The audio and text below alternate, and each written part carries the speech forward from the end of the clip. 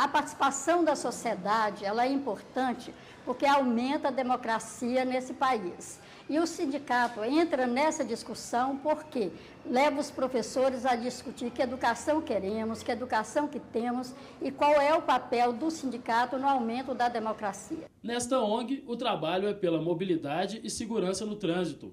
Há 10 anos, a organização desenvolve projetos e pesquisas que auxiliam na formulação de políticas públicas. Nós temos trabalhado a questão da paz no trânsito. O Instituto nasceu em Brasília, exatamente da mobilização e do trabalho que havia sido feito no Distrito Federal, e com o envolvimento de governo, da sociedade civil e da mídia cidadã.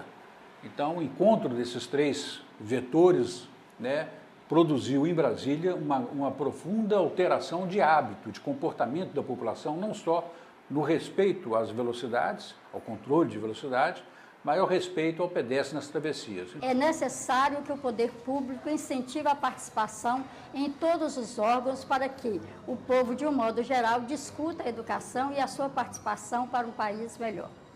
Professor, a crítica que se ouve é que grande parte desses conselhos, que foram objetos de pesquisa, dessa pesquisa nacional, que está relatado no livro, eles engessam a participação da sociedade e deixam pouco espaço para intervir nas políticas públicas. Qual que é a sua opinião sobre isso? Olha, eu, na verdade, tenho uma visão diferente. Eu acho que em primeiro lugar, é importante pensar o que a gente quer das políticas públicas ou das políticas sociais, né? Eu diria, a gente quer que elas tenham uma certa continuidade, né?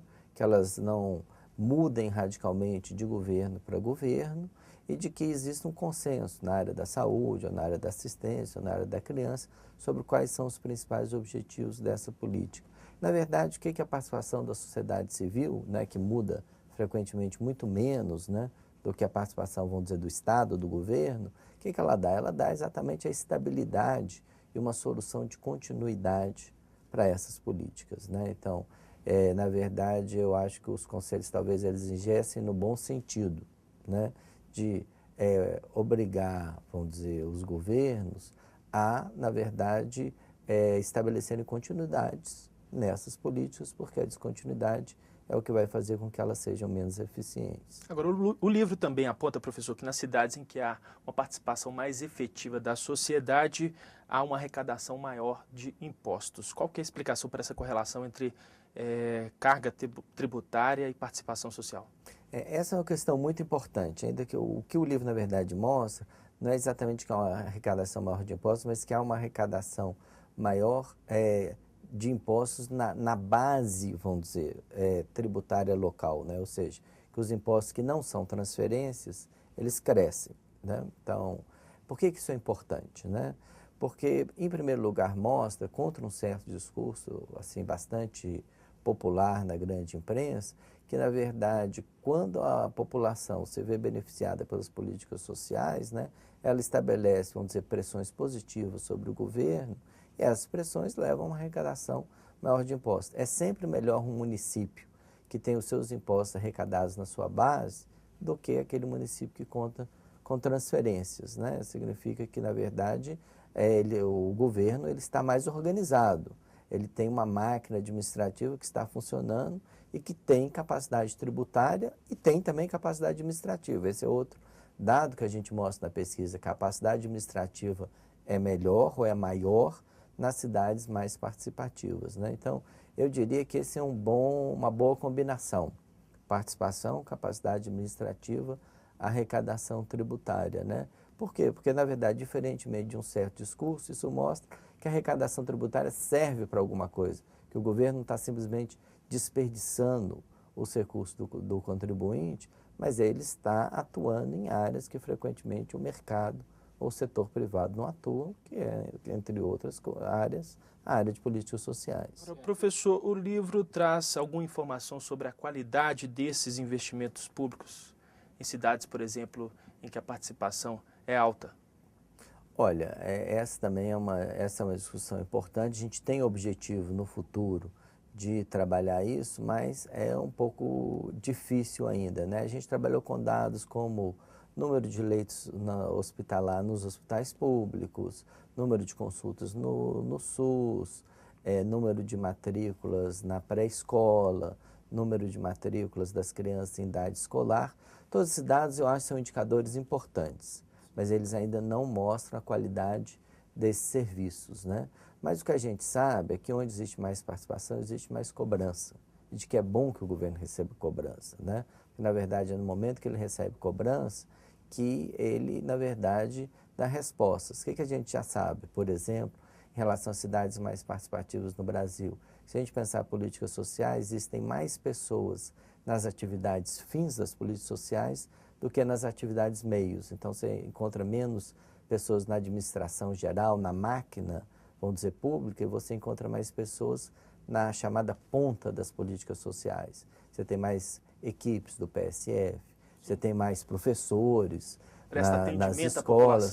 Portanto, tem mais pessoas que se dedicam ao atendimento mais imediato à população. Esse é o dado também importante que a gente consegue apresentar na pesquisa. Certo. Professor, para a gente terminar essa nossa entrevista, a pesquisa se concentra na participação popular nas áreas da saúde, assistência social e assistência à criança e ao adolescente. Dessas três áreas, qual a mais carente em termos de participação popular e de necessidade de mudança dos arranjos institucionais? Eu diria, a mais exitosa é a saúde, a menos exitosa é a área da criança e do adolescente, né? Por quê? Né? A da saúde, todas as duas, elas têm forte participação da sociedade, mas é uma participação diferente. A saúde é uma participação de movimentos, de mães, de população de periferia, que estão, na verdade, interessados nos resultados dessa política social. No caso da criança e do adolescente, a gente tem no Brasil ainda, vamos dizer, um arranjo organizativo um pouco deficiente, né?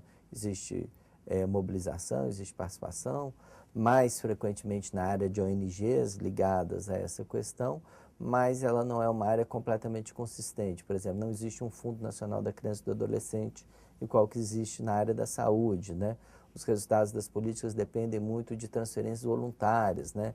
Existem, por exemplo, até alguns bancos no estado de São Paulo que fazem doações para ajudar a organizar os conselhos de criança e adolescente, né? O que eu acho muito positivo e que tem tido algum impacto, né? Mas a política ela não tem a mesma consistência da política da saúde ou da assistência social depois da criação do SUAS, Sistema Unificado da Assistência Social.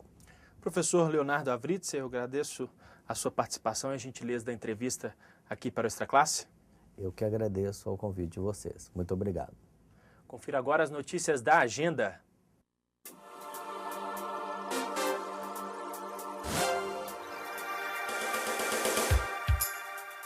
O Museu de Artes e Ofícios recebe até o dia 1º de maio, domingo, 2 exposições de fotografias.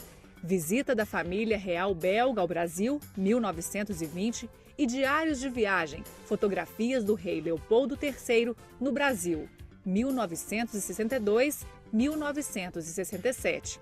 No total, são mais de 120 fotos e cerca de 350 imagens de páginas ilustradas com poemas, retratos, reproduções de obras de artes e dedicatórias.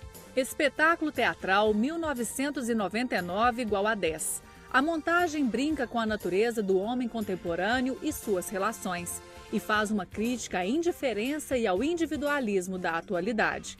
O espetáculo 1999 igual a 10 traz para o público a superfície daquilo que infecta o mundo das aparências. De terno é tudo mais fácil. Essa é a máxima em cena, que apresenta 5 objetos humanos que se comportam como produtos afetados pelo mercado. A gente fica por aqui, mas para saber mais sobre o Sindicato dos Professores, é só visitar o nosso site. Sua participação é muito importante. Envie sugestões e críticas para o endereço extraclasse@simprominas.org.br. Um grande abraço e até a próxima semana.